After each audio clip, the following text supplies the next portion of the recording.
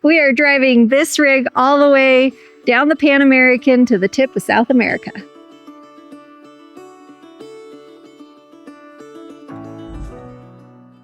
Ready? Let's do it. Action. I'm Carina. And I'm Chris. And we have been together for 21 years. Almost 21 years. And we met in college. And one of the reasons that we connected was because we both had family in the airline industry. That meant that we both grew up flying standby. When you had to fly standby, you had to get all dressed up. I don't know if it's still that way, but Yeah, I don't think it's that way. So we're really dating ourselves here. but not many people had that experience. Yeah, that's true. Needless to say, we both had travel kind of in our blood. And both really wanted to do more travel and to experience new things. And so every year we tried doing something new or going to a new country. And on our first anniversary, Chris and I traveled to Argentina so he could meet my family, so he could try the foods that I grew up with, and had a lot of fun. And obviously continue traveling. To this day, we have been to, including Argentina, 19 countries together. We've traveled through Europe. We went to France multiple times, and that's actually where Chris proposed. So romantic. And we've been to Belgium, the Netherlands, Germany. This is Chris driving the Autobahn. And we are going 101 miles per hour. Ireland.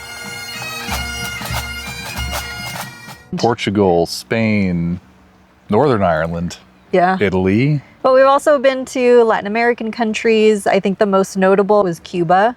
And we got to go to a baseball game there, which was a lot of fun. Yeah.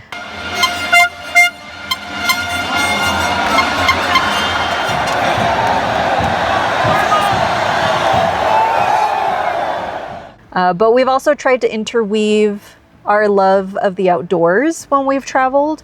And so, for example, in Puerto Rico, one of the experiences I still dream about was this crazy spelunking adventure that I found and signed us up for, where we had to like rappel down to a cave and then swim through Pitch black cave water and cracks, and wear helmets with lights and vests. Yeah, it was pretty wild. And we were kind of like hooked after that. Yeah, we actually did more caving when we were in Belize. We did some sailing. Yeah, we've been to Costa Rica actually 4 times. That's where we had our honeymoon, which was amazing. Also kind of like mini intro into overlanding, because we rented a car and did some river crossings, which was a first for us. We had never experienced that before. Some overlanding, really, because we were on the hunt for the most beautiful remote beach, and I think we ended up finding it, but that was kind of the intro for us, though. And so fast forward to 2019, Carina wanted to rent a van and drive up the Pacific coast, which I thought was a great idea, go up to Seattle, maybe even Vancouver.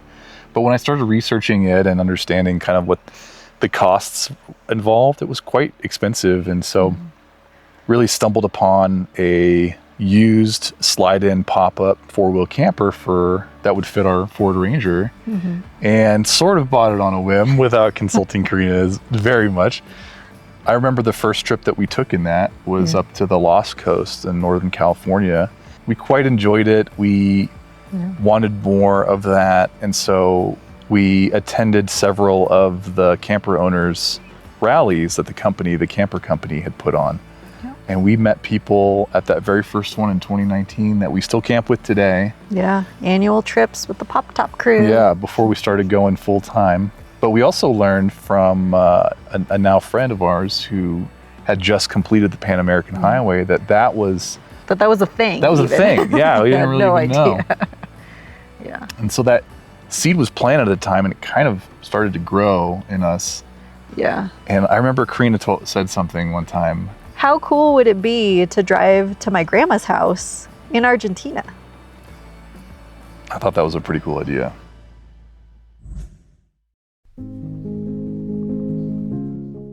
With the seed planted, we really started letting ourselves daydream about living full-time and traveling full-time on the road.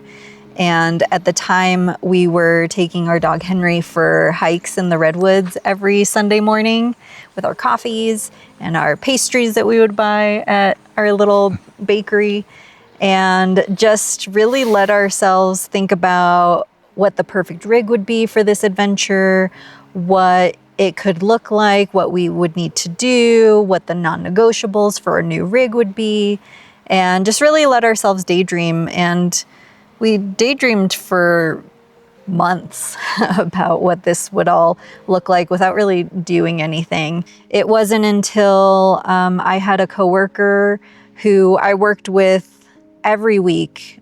We worked together. He retired and we celebrated his retirement. He told us about all these plans and dreams that he had for after his retirement.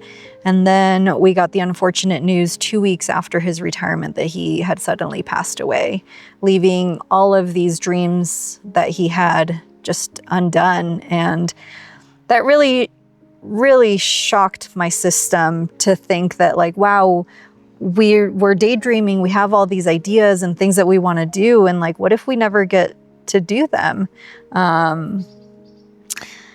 Yeah, not even a year after that happened, something very similar happened in my life as well. A really close friend of mine very unexpectedly passed away in his sleep.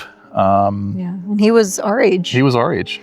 Yeah. And that made it even more real for us, I think, because we realized. We realized that tomorrow isn't promised, that you just never know. And so I remember turning to Chris and being like, this is it. No more waiting. We're putting a plan in place. And I think we set a date within a couple days of that happening. It was March 2025. That's when we decided we were gonna hit the road full time. Yeah. And so I created a checklist of all the things that we needed to do to make this happen, and really just chipped away at it. And March 2025, we hit the road.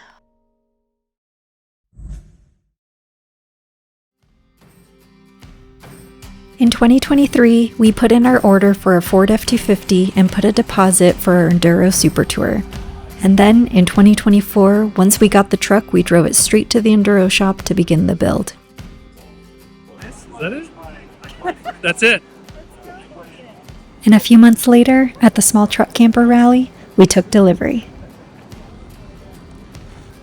Look at it, Henry. Kind of surreal. How do you feel? I don't know how to feel. Top up.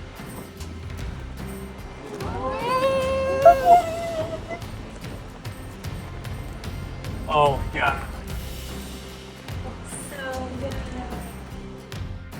And in 2025, we left our careers behind and hit the road. First stop, Alaska. 17,000 miles in 4 months, all the way to the Arctic Ocean and back.